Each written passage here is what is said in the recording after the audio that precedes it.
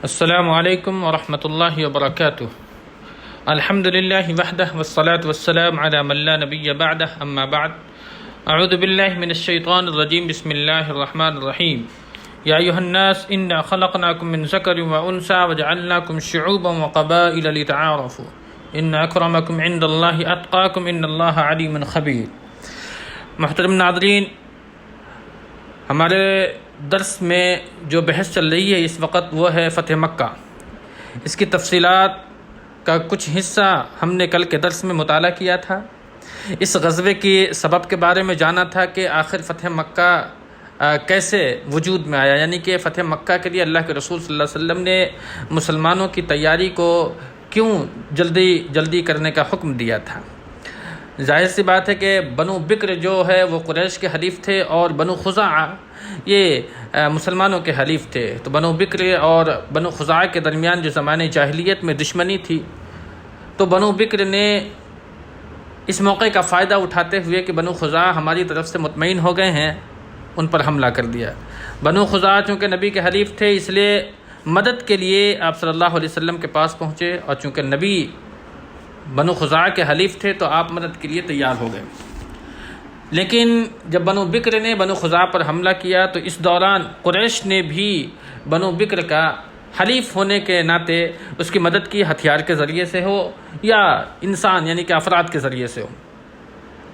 لیکن مدد کرنے کے بعد ان لوگوں کے درمیان یہ احساس ہوا کہ ہم نے بہت بڑی غلطی کر دی ہے، اور اس غلطی کا ازالہ کیسے کیا جائے، اس کو ختم کیسے کیا جائے۔ تو تجدید صلح کے لیے، یعنی کہ صلح کو آگے بڑھانے کے لیے، اس کی مدت کو آگے بڑھانے کے لیے ابو سفیان کا مدینہ میں آنا ہوا اور مختلف صحابہ اور نبی صلی اللہ علیہ وسلم سے ملاقات ہوئی، لیکن کسی بھی طور پر ان کی بات نہ بن پائی اور وہ یہاں سے نکل کر کے مکہ کے لیے روانہ ہو گئے۔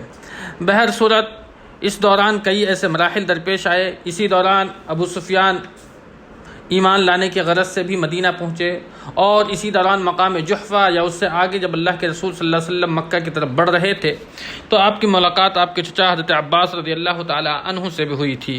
اس طریقے کے کئی واقعات ہم نے کل کے درس میں مطالعہ کیا تھا۔ بہرحال اسلامی لشکر مقام ذی طویٰ میں پہنچ چکی تھی۔ مقام ذی طویٰ میں اللہ کے رسول صلی اللہ علیہ وسلم نے اسلامی لشکروں کو ترتیب دی اور صحابہ کرام کو مختلف سمتوں میں روانہ کیا، کسی کو دائیں جانب، کسی کو بائیں جانب، اور کسی کو بطن وادی میں۔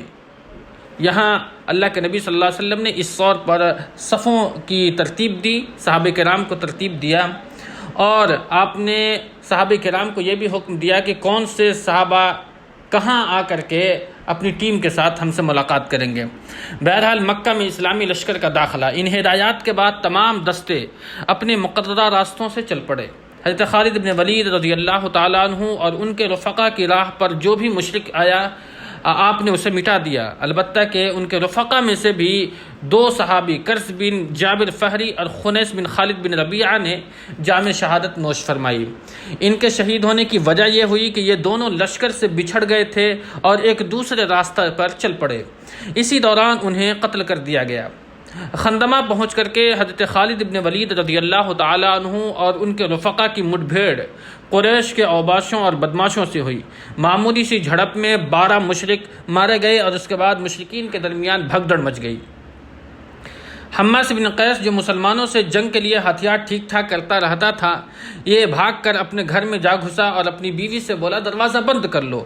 اس نے کہا وہ کہاں گیا جو تم کہا کرتے تھے، یعنی کہ وہ یہ کہا کرتا تھا کہ ہم مسلمانوں کی صف میں مسلمانوں کو گھس کر کے ماریں گے۔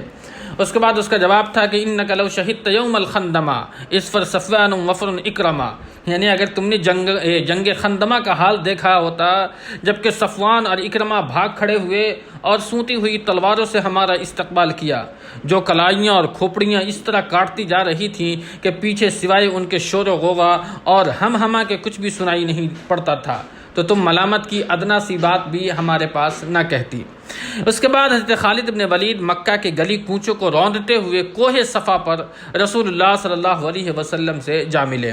ادھر حضرت زبیر رضی اللہ تعالیٰ عنہ نے آگے بڑھ کر کے ہجون میں مسجد فتح کے پاس نبی صلی اللہ علیہ وسلم کا جھنڈا گاڑا، اور پھر آپ صلی اللہ علیہ وسلم کے لیے ایک قبہ نصب کیا، پھر وہیں مسلسل ٹھہرے رہے یہاں تک کہ نبی صلی اللہ علیہ وسلم وہاں تشریف لائے۔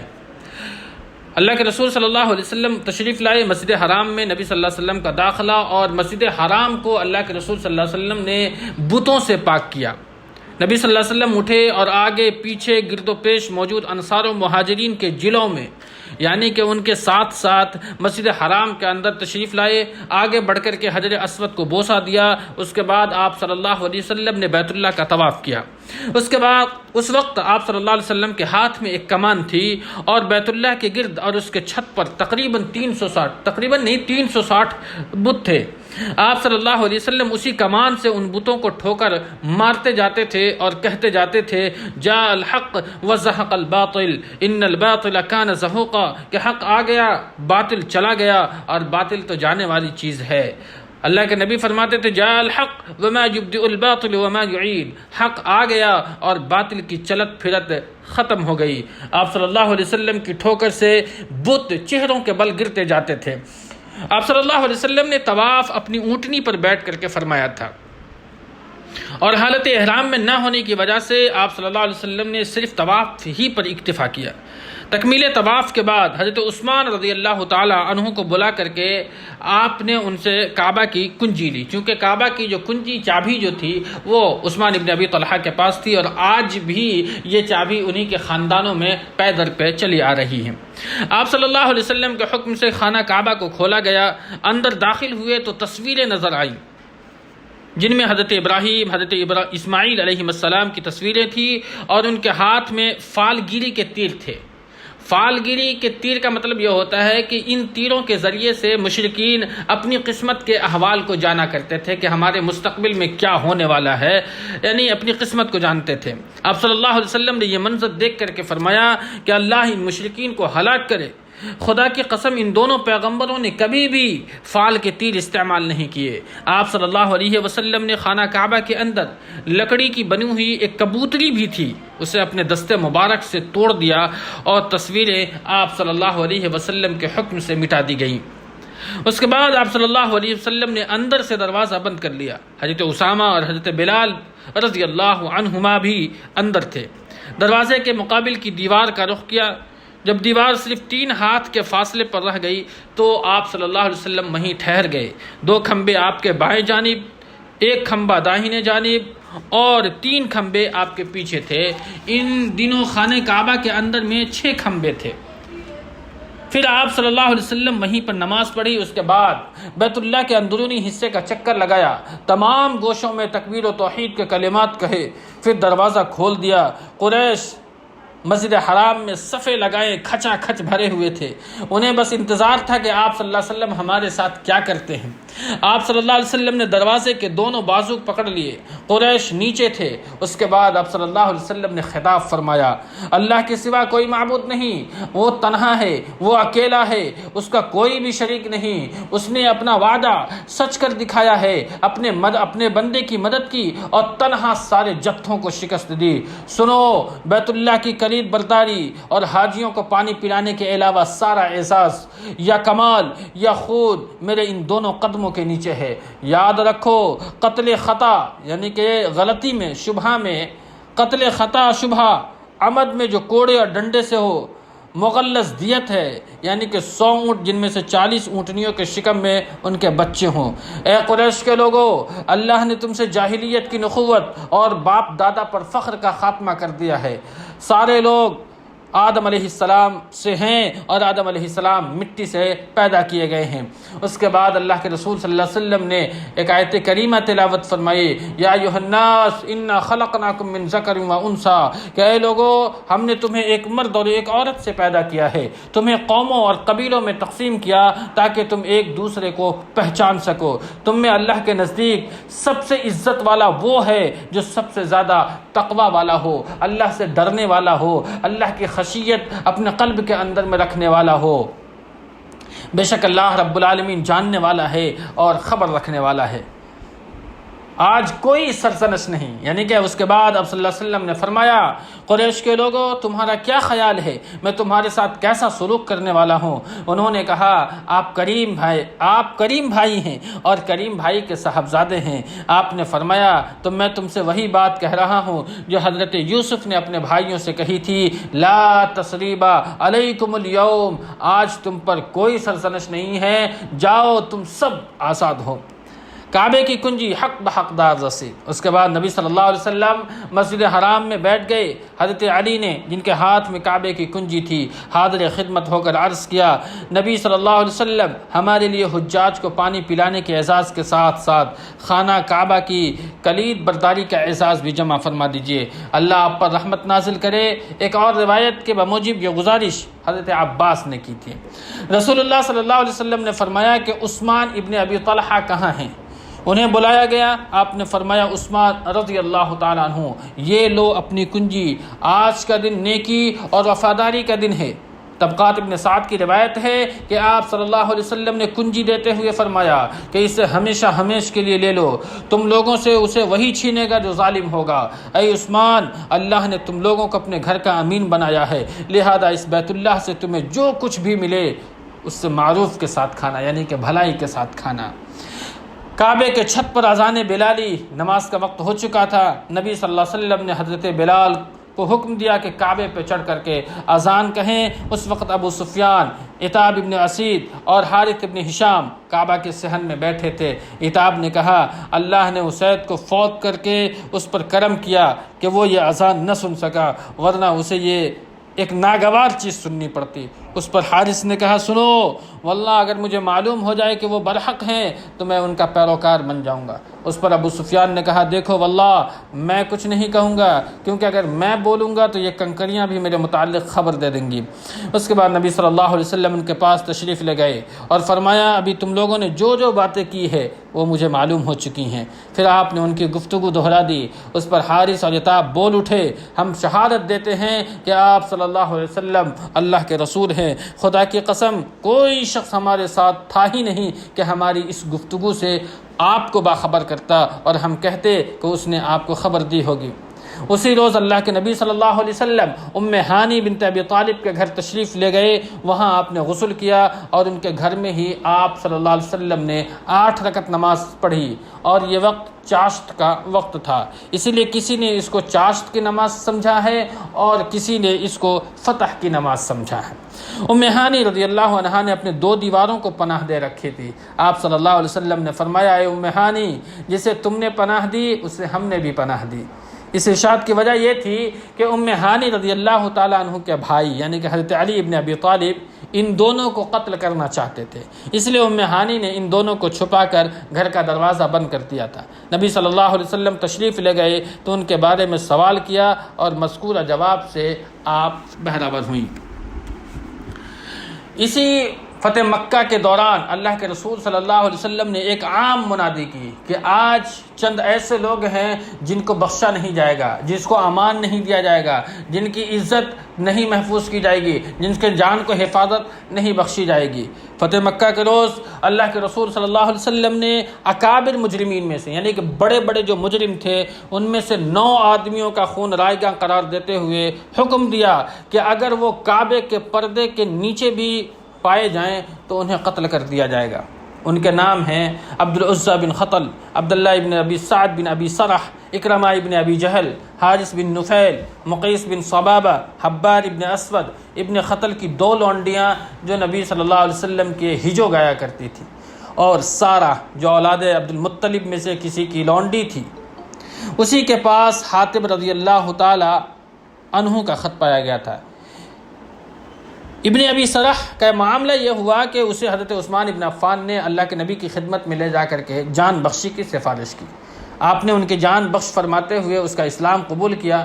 لیکن اس سے پہلے آپ کچھ دیر تک اس امید میں خاموش رہے کہ کوئی صحابی اٹھ کر اسے قتل کر دیں گے، کیونکہ یہ شخص اس سے پہلے بھی ایک بار اسلام قبول کر چکا تھا اور ہجرت کر کے مدینہ آیا تھا، لیکن پھر بعد میں یہ شخص مرتد ہو کر بھاگ گیا تھا۔ اس کے بعد کا کردار ان کے حسن اسلام کا آئینہ دار ہے، لیکن دوبارہ جب اس نے اسلام قبول کیا تو اس نے سچے دل سے اسلام کو قبول کیا اور دار اسلام میں اپنے داخلہ کو یقینی بنایا۔ اکرمہ ابن ابی جہل نے بھاگ کر کے کریمن کی راہ لی، لیکن اس کی بیوی خدمت نبوی میں حاضر ہو کر کے اس کے لیے امان طلب کیا۔ آپ صلی اللہ علیہ وسلم نے اسے امان دے دی۔ اس کے بعد وہ اکرمہ کے پیچھے پیچھے گئی اور اسے ساتھ لے آئی۔ اس نے واپس آ کر کے اسلام کو قبول کیا اور اس کے اسلام کی کیفیت بہت اچھی رہی۔ محترم ناظرین، اگر آپ نے سیرت ابو بکر پڑھا ہو یا سمجھا ہو یا سنا ہو تو سیرت ابو بکر رضی اللہ تعالی عنہ میں وہ کردار اکرمہ ابن ابی جہل دکھایا جائے گا، یعنی انہوں نے اسلام کے لیے کتنی قربانیاں دی ہیں، وہ سیرت ابو بکر میں بہت تفصیل کے ساتھ ذکر کیا گیا ہے۔ بہرحال ابن خطل خانہ کعبہ کا پردہ پکڑ کر لٹکا ہوا تھا۔ ایک صحابی نے خدمت نبوی میں حاضر ہو کر کے آپ کو اطلاع دی، آپ نے فرمایا اسے قتل کر دو، پھر اس نے قتل کر دیا۔ مقیس بن سبابہ کو حضرت نمیلہ بن عبداللہ نے قتل کیا۔ مقیس بھی پہلے مسلمان ہو چکا تھا، لیکن پھر ایک انصاری کو قتل کر کے مرتد ہو گیا اور بھاگ کر مشرکین کے پاس چلا گیا تھا۔ حارث مکہ میں نبی صلی اللہ علیہ وسلم کو بڑی تکلیف دیا کرتا تھا، اسے حضرت علی نے قتل کیا۔ حبار ابن اسود وہی شخص ہے جس نے رسول کی صاحبزادی حضرت زینب کو ان کی ہجرت کے موقع پر ایسا کچوکا مارا تھا کہ وہ ہودج سے ایک چٹان پر جا گری تھی اور اسی کی وجہ سے ان کا حمل ساقط ہو گیا تھا۔ یہ شخص فتح مکہ کے روز نکل کر کے بھاگا، پھر مسلمان ہو گیا اور اس کے اسلام کی کیفیت اچھی رہی۔ ابن خطل کی 2 لونڈیوں میں سے ایک قتل کی گئی، دوسرے کے لیے امان طلب کی گئی اور اس نے بھی اسلام کو قبول کر لیا۔ اسی طرح سارہ کے لیے بھی امان طلب کی گئی اور وہ بھی مسلمان ہو گئی۔ خلاصہ یہ ہے کہ یہ 9 میں سے 4 قتل کیے گئے، 5 کی جان بخشی اور انہوں نے اسلام کو قبول کیا۔ حافظ ابن حجر لکھتے ہیں کہ جن لوگوں کا خون رائگاں قرار دے دیا گیا ان کے ضمن میں ابو معشر نے حارث ابن طلال خزائی کا ذکر کیا، اسے حضرت علی نے قتل کیا۔ امام حاکم نے اسی فہرست میں کعب بن زہیر کا بھی ذکر کیا۔ کعب کا بڑا مشہور واقعہ ہے کہ اس نے بعد میں آ کر کے اسلام قبول کیا اور پھر نبی صلی اللہ علیہ وسلم کی خوب مدح و ستائش کی، آپ کی تعریف کی۔ اسی فہرست میں وحشی بن حرب اور ابو سفیان کی بیوی ہندہ بنت عتبہ ہے جنہوں نے اسلام کو قبول کیا، اور ابن خطل کی لونڈی ارنب ہے جو قتل کی گئی، اور ام سعد ہے یہ بھی قتل کی گئی۔ ابن اسحاق نے ذکر کیا ہے کہ اس طریقے سے مردوں کی تعداد 8 اور عورتوں کی 6 ہو جاتی ہے۔ ہو سکتا ہے کہ دونوں لونڈیاں ارنب اور ام سعد ہوں اور اختلاف محض نام کا ہو یا پھر کنیت اور لقب کے اعتبار سے اختلاف ہو گیا ہو۔ بہرحال صفوان بن امیہ اور فضالہ بن عمیر کا قبول اسلام۔ صفوان کا خون اگرچہ رائگاں قرار نہیں دیا گیا تھا، لیکن قریش کا ایک بڑا لیڈر ہونے کی حیثیت سے اسے بھی اپنی جان کے جانے کا خطرہ اور اس کو اندیشہ تھا، اس لیے وہ وہاں سے بھاگ گیا۔ عمیر بن وہب جمحی نے اللہ کے رسول کی خدمت میں حاضر ہو کر کے اس کے لیے امان طلب کی، پھر آپ صلی اللہ علیہ وسلم نے اسے امان دے دی اور نشانی کے طور پر عمیر کو وہ پگڑی بھی دے دی جو مکہ میں داخلے کے وقت آپ صلی اللہ علیہ وسلم نے اپنے سر پر باندھ رکھی تھی۔ عمیر صفوان کے پاس پہنچے تو وہ جدہ سے یمن جانے کے لیے سمندر پر سوار ہونے کی تیاری کر رہا تھا۔ عمیر رضی اللہ تعالیٰ عنہ اسے واپس لے آئے۔ اس نے رسول اللہ صلی اللہ علیہ وسلم سے کہا کہ مجھے 2 مہینے کا اختیار دیجیے۔ آپ صلی اللہ علیہ وسلم نے فرمایا تمہیں 4 مہینے کا اختیار ہے۔ محترم ناظرین، اللہ رب العالمین نے قرآن حکیم میں سورہ توبہ میں اس بات کی وضاحت فرمائی ہے کہ آخری الٹیمیٹم جو تھا مکہ والوں کو 4 مہینے کا، 4 اشہر واعلموا انکم غیر معجز اللہ۔ وہاں اللہ رب العالمین نے کہا کہ 4 مہینے کی مہلت ہے، یا تو اسلام کو قبول کر لو یا پھر مکہ چھوڑ کر کے چلے جاؤ۔ تو یہاں جب حضرت عمیر نے نبی صلی اللہ علیہ وسلم کے پاس آ کر کے کہا کہ مجھے 2 مہینے کا اختیار دیا جائے تاکہ میں پھر سے غور و فکر کروں، تدبر کروں، تو آپ صلی اللہ علیہ وسلم نے فرمایا کہ تمہیں 4 مہینے کا اختیار ہے۔ اس کے بعد صفوان نے اسلام کو قبول کر لیا۔ اس کی بیوی پہلے ہی مسلمان ہو چکی تھی۔ آپ صلی اللہ علیہ وسلم نے دونوں کو پہلے ہی نکاح پر برقرار رکھا تھا۔ فضالہ ایک جری آدمی تھا۔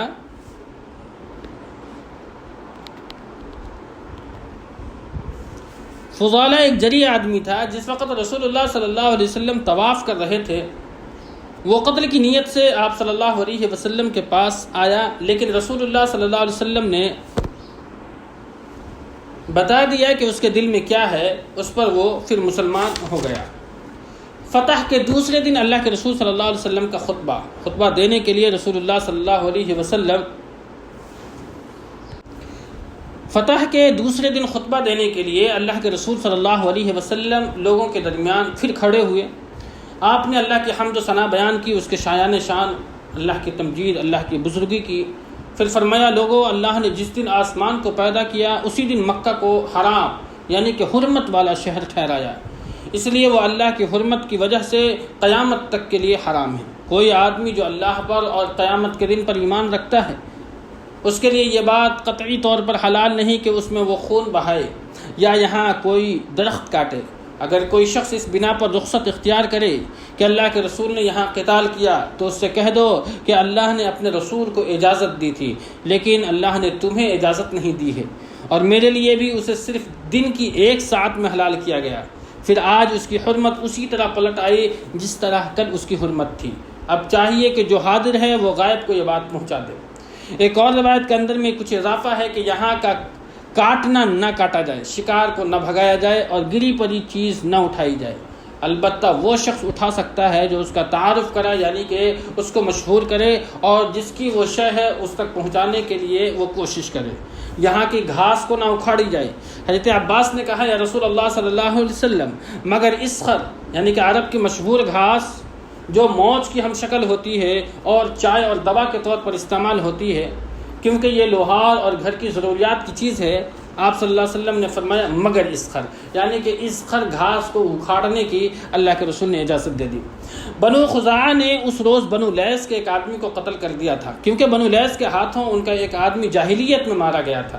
اللہ کے نبی صلی اللہ علیہ وسلم نے اس بارے میں فرمایا کہ خزاعہ کے لوگوں اپنا ہاتھ قتل سے روک لو، کیونکہ قتل اگر نافع ہوتا یعنی کہ فائدہ مند ہوتا تو بہت قتل ہو چکا.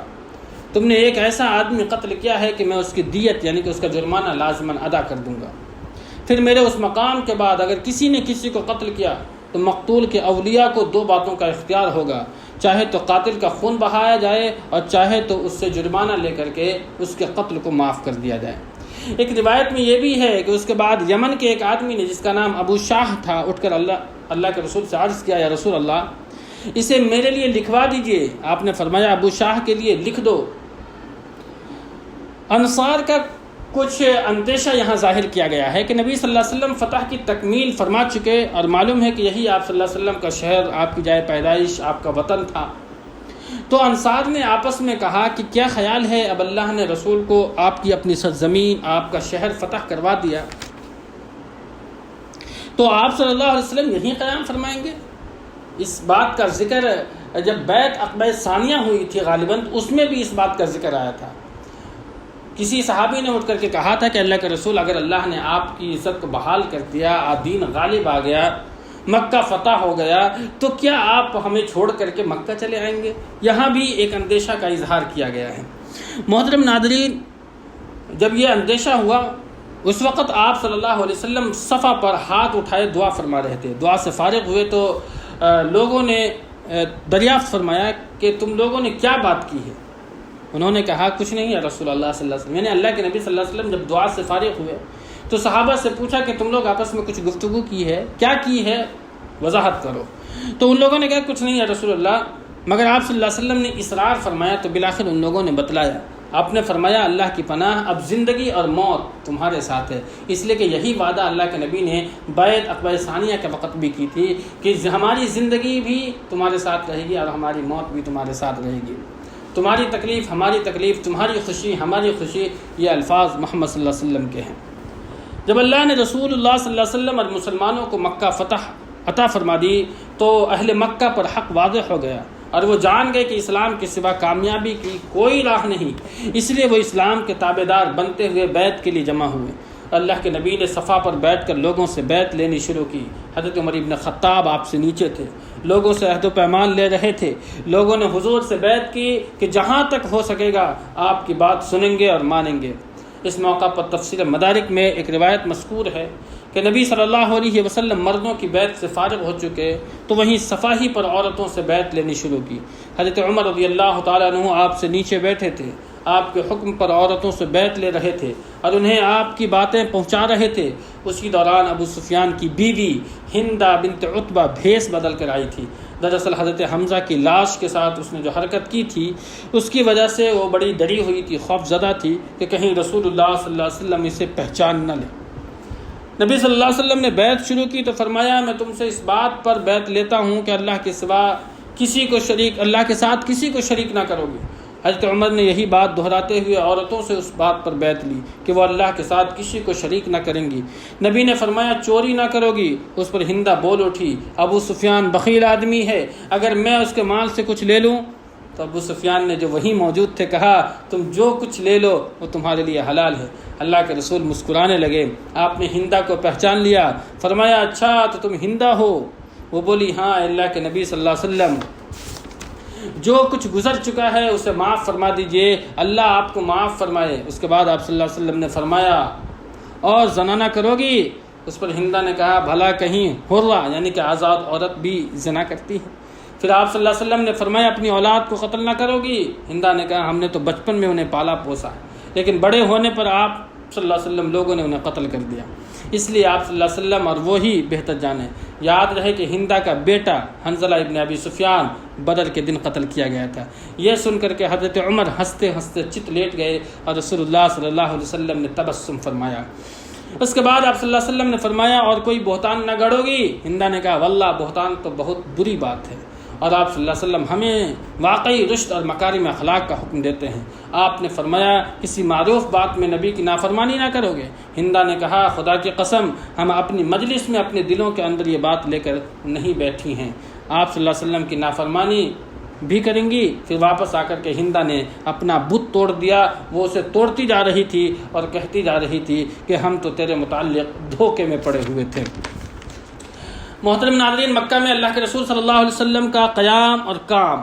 مکہ میں اللہ کے نبی صلی اللہ علیہ وسلم 19 روز قیام فرمائے۔ اس دوران آپ صلی اللہ علیہ وسلم شاعر اسلام کی تجدید کرتے رہے، لوگوں کو ہدایت و تقویٰ کی تلقین فرماتے رہے۔ انہی دنوں آپ صلی اللہ علیہ وسلم کے حکم سے حضرت ابو اسید خزاعی نے نئے سرے سے حدود حرم کے کھمبے نصب کیے۔ آپ نے اسلام کی دعوت اور مکہ کے آس پاس کے بتوں کو توڑنے کے لیے متعدد سرایا بھی روانہ کیے اور اس طرح سارے بت توڑ ڈالے گئے۔ آپ صلی اللہ علیہ وسلم کہ منادی نے مکے میں اعلان کیا کہ جو شخص بھی اللہ اور آخرت کے دن پر ایمان رکھتا ہو وہ اپنے گھر میں کوئی بت نہ چھوڑے بلکہ اسے توڑ ڈالے۔ فتح مکہ سے یکسو ہو جانے کے بعد، مکمل طور پر فارغ ہو جانے کے بعد، اللہ کے نبی نے 25 رمضان سن 8 ہجری کو حضرت خالد بن ولید کی سرکردگی میں عزا کے انہدام کے لیے ایک سریہ روانہ فرمایا۔ عزا نخلا میں تھا، قریش اور سارے بنو کنانہ اس کی پوجا کرتے تھے اور یہ ان کا سب سے بڑا بت تھا۔ بنو شیبان اس کے مجاور تھے۔ حضرت خالد نے 30 سواروں کی معیت میں نخلا جا کر کے اسے ڈھا دیا۔ واپسی پر نبی صلی اللہ علیہ وسلم نے دریافت فرمایا کہ تم نے کچھ دیکھا بھی تھا؟ حضرت خالد نے کہا نہیں۔ آپ نے فرمایا تب تو در حقیقت تم نے اسے ڈھایا ہی نہیں، پھر سے جاؤ اور اسے ڈھا دو۔ حضرت خالد بپھرے اور تلوار سونتے ہوئے دوبارہ تشریف لے گئے۔ اب کی بار ان کی جانب ایک ننگی کالی پراگندہ سر عورت نکلی۔ مجاور اسے چیخ چیخ کر پکارنے لگا، لیکن اتنے میں حضرت خالد نے زور کی تلوار ماری کہ اس عورت کے 2 ٹکڑے ہو گئے۔ اس کے بعد رسول اللہ صلی اللہ علیہ وسلم کے پاس آ کر واپس خبر دی۔ آپ نے فرمایا ہاں وہی عزا تھی، اب وہ مایوس ہو چکی ہے کہ تمہارے ملک میں کبھی بھی اس کی پوجا نہیں کی جائے گی۔ اس کے بعد آپ صلی اللہ علیہ وسلم نے عمر ابن عاص کو اسی مہینے سوا نامی بت ڈھانے کے لیے روانہ کیا۔ یہ مکہ سے 3 میل کے فاصلے پر رباط میں بنو حدیل کا ایک بت تھا۔ جب حضرت عمر وہاں پہنچے تو مجاور نے پوچھا تم کیا چاہتے ہو؟ انہوں نے کہا مجھے نبی نے اسے ڈھانے کا حکم دیا ہے۔ اس نے کہا تم اس بات پر قدرت نہیں رکھ سکتے، تم قادر نہیں ہو سکتے۔ حضرت عمر نے کہا کیوں؟ اس نے کہا قدرتاً روک دیے جاؤ گے۔ حضرت عمر نے کہا تم اب تک باطل پر ہو، تم پر افسوس، کیا سنتا یا کیا دیکھتا ہے؟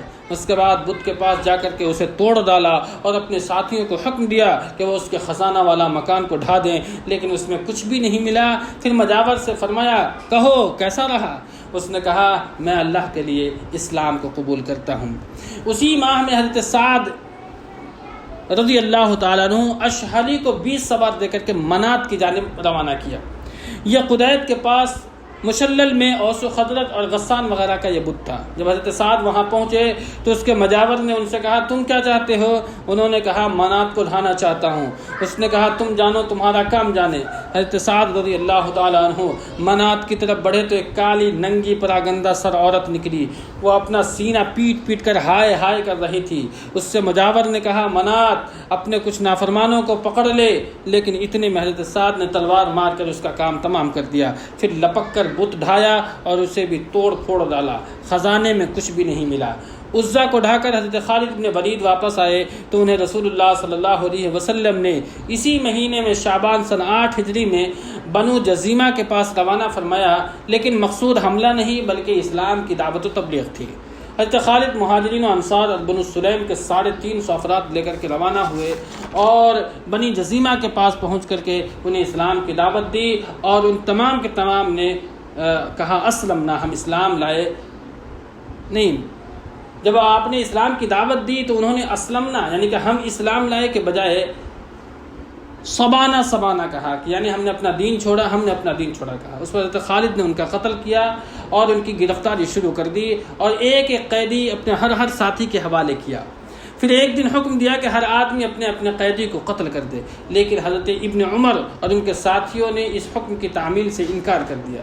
جب اللہ کے نبی کے پاس آئے تو آپ صلی اللہ علیہ وسلم سے جب اس کا تذکرہ کیا گیا تو آپ صلی اللہ علیہ وسلم نے اپنے دونوں ہاتھ اٹھائے اور 2 بار فرمایا اے اللہ، خالد نے جو کچھ کیا میں اس سے تیری طرف براءت اختیار کرتا ہوں۔ اس موقع پر صرف بنو سلیم کے لوگوں نے اپنے قیدیوں کو قتل کیا تھا، انصار و مہاجرین نے قتل نہیں کیا۔ رسول اللہ صلی اللہ علیہ وسلم نے حضرت علی کو بھیج کر ان کے مقتولین کی دیت اور ان کے نقصانات کا معاوضہ ادا فرمایا۔ اس معاملے میں حضرت خالد اور حضرت عبد الرحمن ابن عوف کے درمیان کچھ گرما گرمی ہوئی، سخت کلامی ہوئی، آپ کے درمیان کچھ کشیدگی کے معاملات ہوئے۔ جب اس کی خبر نبی کو ہوئی تو آپ نے فرمایا خالد ٹھہر جاؤ، میرے رفقا کو کچھ کہنے سے باز رہو، اللہ کی قسم اگر احد پہاڑ سونا ہو جائے اور وہ سارا کا سارا تم اللہ کی راہ میں خرچ کرو، تب بھی میرے دوستوں میں سے کسی ایک آدمی کی ایک صبح کی عبادت یا پھر ایک شام کی عبادت کو نہیں پہنچ سکتے۔ یہ ہے غزوہ فتح مکہ، یہی وہ فیصلہ کن مارکہ اور یہی وہ فتح عظیم ہے جس نے بت پرستی کی قوت کو مکمل طور پر توڑ کر رکھ دیا، اس کا کام تمام کر دیا، اور اس طرح تمام کیا کہ جزیرۃ العرب میں اس کے باقی رہنے کی کوئی گنجائش اور کوئی وجہ جواز نہ رہ گئی، کیونکہ عام قبائل منتظر تھے کہ مسلمانوں اور بت پرستوں میں جو مارکہ چلی آ رہی ہے دیکھیں اس کا انجام کیا ہوتا ہے۔ ان قبائل کو یہ بات بھی اچھی طرح معلوم تھی کہ حرم پر وہی مسلط ہو سکتا ہے جو حق پر ہوگا۔ ان کے اس یقین کامل میں مزید حد درجہ پختگی نصف صدی پہلے اصحاب فیل یعنی کہ ابرہا اور اس کے ساتھیوں کے واقعہ سے آ گئی تھی، کیونکہ اہل عرب نے دیکھا تھا کہ ابرہا اور اس کے ساتھیوں نے بیت اللہ کا رخ کیا تو اللہ نے انہیں ہلاک کر کے بھوسا بنا دیا۔ یاد رہے کہ صلح حدیبیہ اس فتح عظیم کا پیش خیمہ اور تمہید تھی، اسی کی وجہ سے امن و امان کا دورہ ہو گیا تھا، لوگ کھل کر ایک دوسرے سے باتیں کرتے تھے، اسلام کے متعلق تبادلہ خیال اور آپس میں بحثیں ہوا کرتی تھی۔ مکہ کے جو لوگ درے پردہ مسلمان تھے انہیں بھی اس صلح کے بعد اپنے دین کے اظہار اور اپنے دین کی تبلیغ اور اپنے دین پر بحث و مناظرہ کا موقع ملا۔ ان حالات کے نتیجے میں بہت سے لوگ اسلام کے حلقے میں داخل ہوئے، یہاں تک کہ اسلامی لشکر جو تعداد گزشتہ کسی غزوے میں 3000 سے زیادہ نہ تھی، اس غزوہ یعنی کہ فتح مکہ میں 10,000 تک جا پہنچی۔ اس فیصلہ کن غزوے نے لوگوں کی آنکھیں کھول دی، ان پر پڑا ہوا وہ آخری پردہ ہٹا دیا جو قبول اسلام کی راہ میں روڑا بنا ہوا تھا۔ اس فتح کے بعد پورا جزیرۃ العرب کے سیاسی اور دینی افق پر مسلمانوں کا سورج چمک رہا تھا۔ اب دینی سربراہی اور دنیاوی قیادت کی زمام یعنی کہ ان کی باغ ڈور مسلمانوں کے ہاتھ میں آ چکی تھی۔ گویا کہ صلح حدیبیہ کے بعد جو مسلمانوں کے حق میں مفید تغیر جو بدلاؤ شروع ہوا تھا اس فتح کے ذریعے سے مکمل اور تمام ہو گیا، اور اس کے بعد ایک دوسرا دور شروع ہوا جو پورے طور پر مسلمانوں کے حق میں تھا، جس میں پوری صورتحال مسلمانوں کے قابو میں تھی، اور عرب اقوام کے سامنے ایک ہی راستہ تھا کہ وہ وفود کی شکل میں اللہ کے رسول صلی اللہ علیہ وسلم کی خدمت میں حاضر ہو کر اسلام کو قبول کر لیں اور آپ کی دعوت لے کر کے 4 دانگے عالم میں پھیل جائیں۔ اگلے 2 برسوں میں اسی کی تیاری کی گئی اور اسی میں صحابہ مصروف ہو گئے۔ محترم ناظرین، فتح مکہ کی جو تفصیلات تھی ہم نے آج کے درس میں مکمل کر دیا۔ باری تعالی ہمیں اور آپ کو کہنے سننے سے زیادہ عمل کی توفیق بخشے۔ آمین۔ وآخر دعوانا ان الحمدللہ رب العالمین۔ السلام علیکم ورحمۃ اللہ وبرکاتہ۔